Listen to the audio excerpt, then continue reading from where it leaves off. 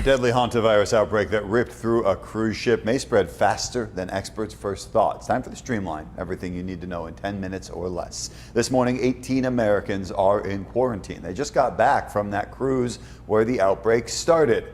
2 Americans are being treated at a biocontainment unit in Atlanta. 16 others are being monitored at a special facility in Nebraska. This virus has a fatality rate of 30 to 40%, and experts are now learning the strain on that cruise ship may spread faster than they initially thought.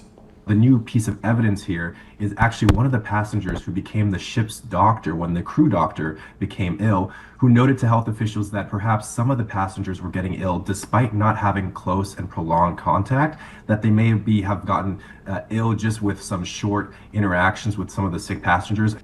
Health experts say this strain of hantavirus has an incubation period around 6 weeks. But Americans without symptoms can leave the quarantine facility after just a couple of days and then finish their isolation at home. They're not allowed to fly on commercial airlines. Other countries monitoring passengers, like France and Spain, are enforcing a longer mandatory isolation period.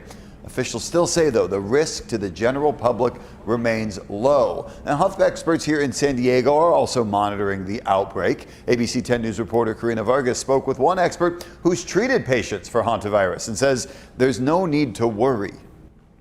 American passengers from the cruise ship hit with the hantavirus outbreak are back in the U.S., but San Diego County health officials say they are monitoring the situation here at home, and there's no need for panic. The risk to Californians is really low, and especially here in San Diego. Since the year 2000, we've actually only had 4 cases of hantavirus, and the majority of those were in travel-related cases, so not even acquired here locally. But what exactly is hantavirus? Health officials say it spreads through contact with infected rodents. The virus can be in their saliva or their feces or droppings. San Diego County does see cases of rodents infected with hantavirus, but the cases we see here are not the same strain that we are seeing from the cruise outbreak. The vast majority of strains of hantavirus are mouse or animal to human transmission, not human to human transmission. So the Andes strain, which is found in Argentina, there's evidence that there is human-to-human transmission. Dr. Ahmed Salem treated hantavirus back in 2012 during the Yosemite National Park outbreak. He recalls taking care of that patient. One of the ways you die from hantavirus is you get a collapse of your cardiac system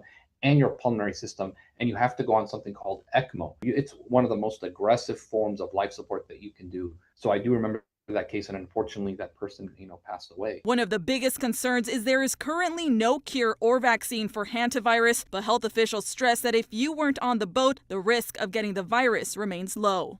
Karina Vargas, ABC 10 News. President Trump says the ceasefire with Iran is on, quote, life support. And here at home, that means higher gas prices until the war ends. Now a push to suspend the federal gas tax is gaining momentum. President Trump says he is willing to support the suspension. The plan does need approval from Congress, and so far lawmakers from both parties are in support of this idea. However, critics warn suspending this tax would cut billions from highway projects. Now, gas prices right now, they're really high. They're near record highs, but we are starting to see a little bit of a downward trend. Nationally, the cost for regular dropped 2 cents. It's $4.50 a gallon. Here at home, no change overnight, unfortunately. We are stuck at $6.19.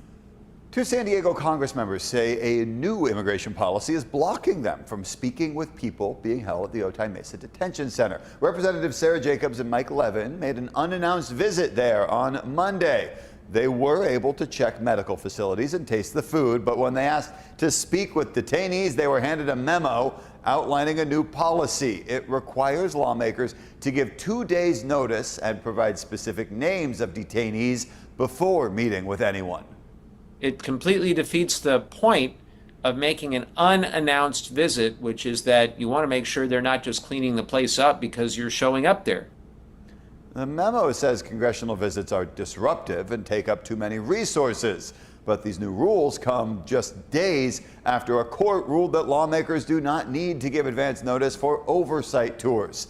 Levin and Jacobs did praise the facility, though, for making it easier for detainees to contact Congress. A high-stakes fight over trash fees in San Diego will head to court. The city council did not vote on a possible settlement Monday that would have lowered the monthly trash bills. Homeowners now are suing the city to repeal the fee entirely. They say these new fees are way higher than what voters approved. A ballot measure in 2022 allowed the city to end free trash pickup. It said the cost would be between $23 and $29 a month. Instead, the city ended charging people around $47 a month. The city attorney's office declined to comment on the pending litigation. Mayor Todd Gloria sent 10 News a statement on the situation, saying in part that a, quote, repeal of the trash fee would blow an estimated $150 million hole in the city's budget. This would mean radical cuts to city services, including layoffs of firefighters and police officers and permanent closures of libraries and recreation centers. La Mesa City Council will vote on new e-bike rules today. The proposal would ban children under 12 from riding e-bikes in some areas. The ban received full support from the council last month, but after talks with parents, council member Laura Lothian withdrew her vote.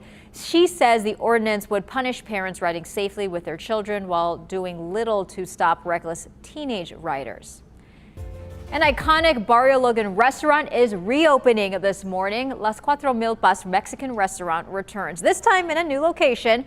Before it closed back in December, there were always long lines, people waiting for the tacos, tamales, and handmade tortillas.